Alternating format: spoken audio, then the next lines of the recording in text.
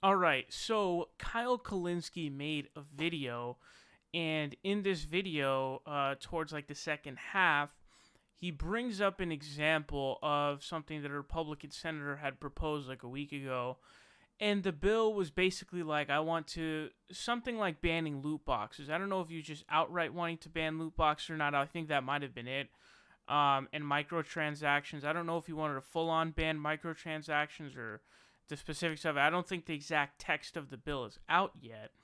But that was bringing a lot of rounds in the news. Now, if you guys are gamers like I am, self-avowed gamer, gaming all my life, you know what I'm saying? Big gamer for sure.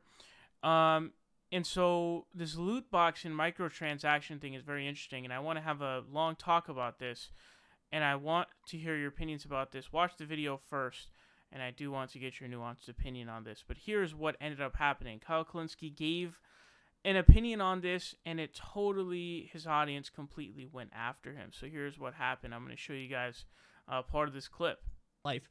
And this reminded me, at the federal level, Senator Josh Hawley wants to ban what's called loot boxes and microtransactions in video games. So there's this, blossoming video game industry, and part of the way that they fund the industry is they have in-game purchases. So, you playing Candy Crush or whatever the fuck, and then it gives you an option A for X amount of money, you get this next level, or I don't know. I'm not too big of a gamer nowadays, especially for, on apps and shit and on my phone. I'm more of an old school kind of console type character. But anyway, I digress from that.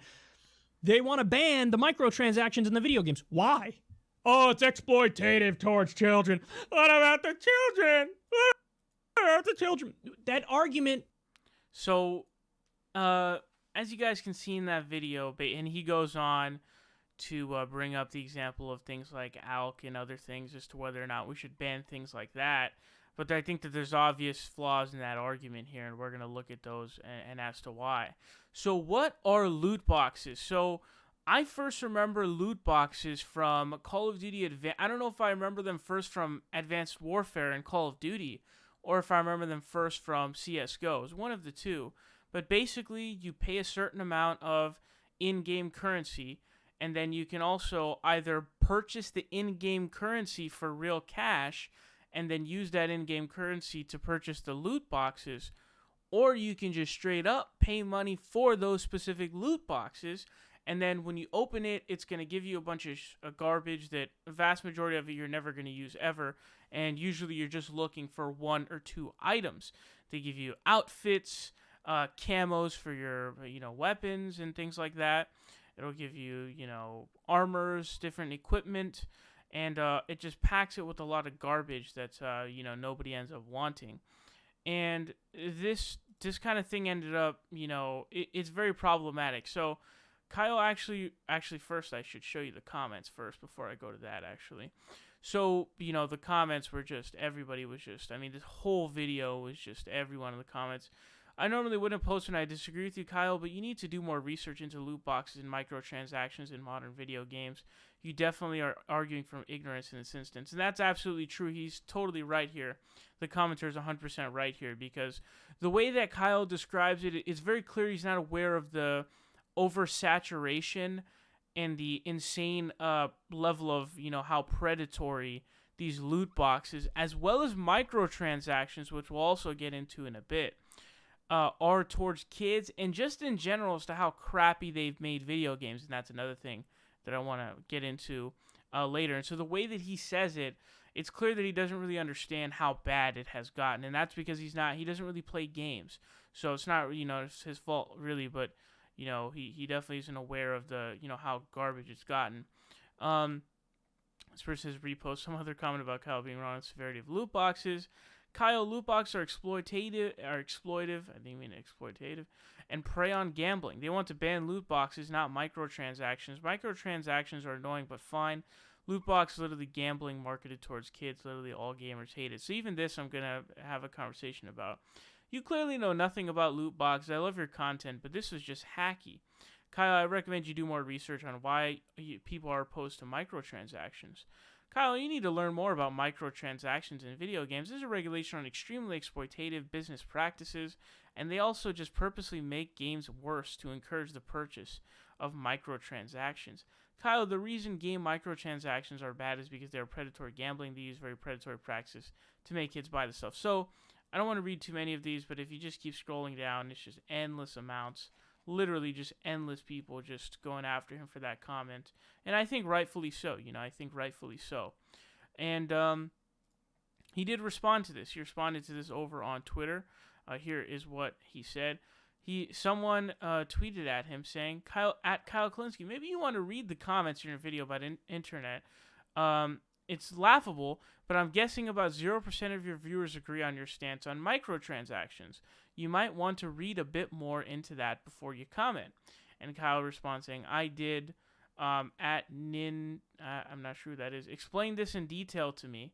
I was wrong about loot boxes. They should go. I still wouldn't ban all microtransactions, though, particularly for otherwise free games. Sorry.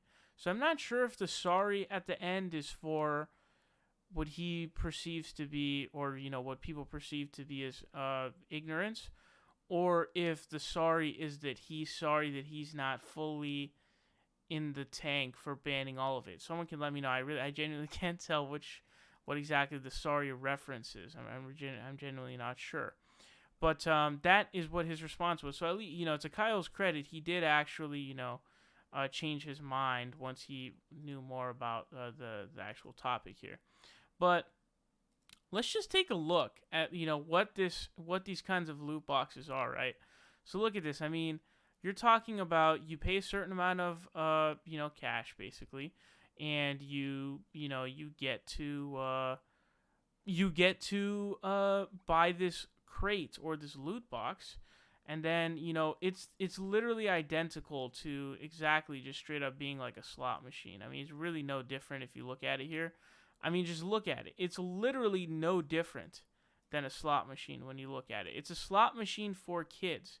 You use a key, and then look. It's literally, how is this any different than a slot machine? And so this stuff becomes really problematic because you start talking about these being worth, some of these are worth like thousands of dollars and hundreds of dollars. And so kids will use like their parents' cards, and a lot of times without their permission, and they'll end up spending a lot of this money on this. And also, there is some research coming out of the UK, and Belgium has banned these loot boxes, by the way. There is some research coming out of the UK that indeed they've come to the conclusion that gambling and the loot boxes in children have been linked in a way. And so I think that it's not okay to really have these loot boxes, because, and the child argument that he brings up, where he attempts to invalidate that argument in the situation by extrapolating it to other situations. But the problem with something like ALK and things like that is, the one thing is that they might not even ban them completely in that law. They might decide to compromise and instead be like, oh no, we're only gonna allow these loot boxes and micros in games that are M rated or higher. But I think there'll still be a problem there. But the difference is that the vast majority of people, and the accessibility for kids to use this, is extremely high. And ALK is not marketed to little kids who are 10 years old. It's marketed to 10-year-old kids who play video games. Those are the overwhelming age that play these video games. And so I don't think that argument really works in this situation. Again, let me repeat this kind of stuff. These are they're no different than just slot machines. I mean, look at this, man. How is this any different than a slot machine? Look at it. It's literally a slot machine is what it is. And games have been ruined by this. And then they're pressured to do this when YouTubers put out video after video saying 100 loot crate, opening, 100 loot box opening. And then they have like the very thumbnail that's very predatory in and of itself. It's like, whoa, it's crazy. It's absolutely insane. So I'm definitely totally fine with banning these hunks of garbage. Now the question would be, would you allow it somehow for people just over the age of 18? That is an interesting conversation. But now I want to talk about microtransactions, because microtransactions just means that there's some sort of a small cash transaction in exchange for something in a game. Now, there are different levels of this, and this is kind of where it starts to get interesting, and there's a lot of nuance in here. So I do want to hear your nuanced opinions on this issue in the comment section, because I don't really have too big of a problem with like DLCs that are reasonably priced in a game. So when I play COD, I never really had a big problem with, when the new Zombies map came out, whether it be the Ascension pack or, Shangri-La pack or whatever. I didn't mind paying $15 for those. And so I don't know what your guys' opinion on that kind of a microtransaction is, but some of these games are now getting to the point, actually the vast majority of these games are now getting to the point where there's so many microtransactions where the game is basically unplayable. And if you guys watch my streams, you'll probably know a game called Tibia. And, the problem with games like Tibia is they have become extremely pay to win. So in that game that I play, I've been playing it since like 2010. I can't stop because I love the game and I'm never going to, let go of it. But the game has completely become pay to win. It's so bad now, you guys, where you can literally pay money. You can buy in-game currency through the owners of the game and the developers of the game for real-life money. And then with that in-game currency, you can buy experience boosts, which means that you are at a higher percentage for leveling than someone else who has not activated that boost. In other words, you're basically paying for extra experience, because if you are just a hunt on your own without that boost, then you're going to be getting less EXP. And so people are going to start doing that because people don't, they don't want to, be lower in the competition, as well as time is a big thing as well. And these games have just become total garbage with this pay to win. It's almost like, why am I playing this game if it's just totally pay to win? And so I'm totally fine with banning loot boxes. Fuck loot boxes. I really hate them with every fiber of my being. But the question becomes, dude, could you imagine if we had games without micros? Especially games where I'm paying full price $60 for them and I have to pay, they're offering microtransactions for you to literally have an advantage in the game of some sort, whether it be speed, whether it be, and by speed I mean like how long you can get good at the game and be better and all that kind of jazz. Or whether it just be straight having an advantage. Could you imagine if I'm just imagining the game Tibia without being able to buy? Dude, you can literally buy everything with in-game currency that you can purchase directly from the website and directly from the game developers themselves and the game's website itself. And you can buy any item you want with that, and you are able to buy experience boosts. And it's just ridiculous. And I'm thinking like, wow, if we were to end this pay-to-win garbage, video games would be far, far better. And also, the way that Kyle kind of says, like, the blossoming video game industry, the video game industry is not blossoming in a natural or a good way. It's not like some, a symbiotic type of thing. It's like, nah, the reason why the profits are going through the roof is because of garbage like this, where you basically have an internet casino in the video game, and you also have all these microtransaction and pay-to-win garbage. And so that's how the profits are soaring, is because of that. It's not going up because it's like, wow, look at this sort of type of meritocracy type of, look at how good this is, and it's really a solid symbiotic relationship between the customer and the game developer and the game seller and provider and everything. It's just, that's not the way it is, and that's not the way that it works. But I don't know, do we ban microtransactions, all of them?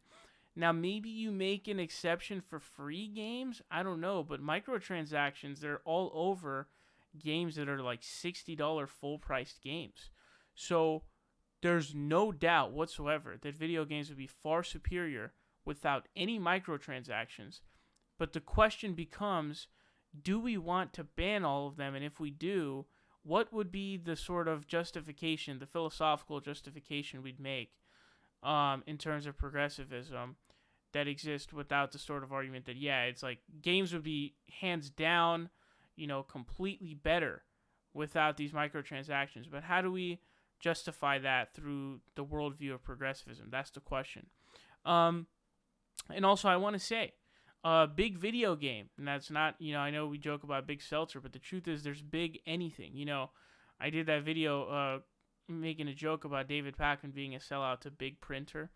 Now, obviously, he's not a sellout to big printer, but big printer exists. In fact, he did a video on it where Epson, I think he says Epson, I say Epson. Epson had a lawsuit, and they were basically trying to, influence lawmakers.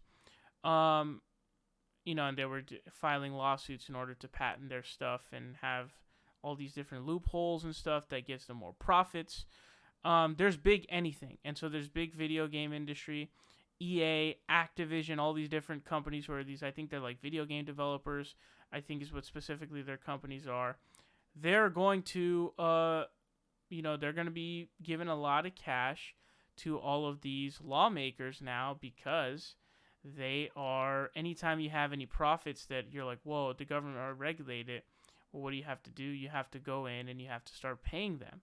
So, big video game is going to jump in here. But I do want to know your opinion on this. Please give me your nuanced take on both loot boxes and microtransactions in the comment section below. I look forward to reading them.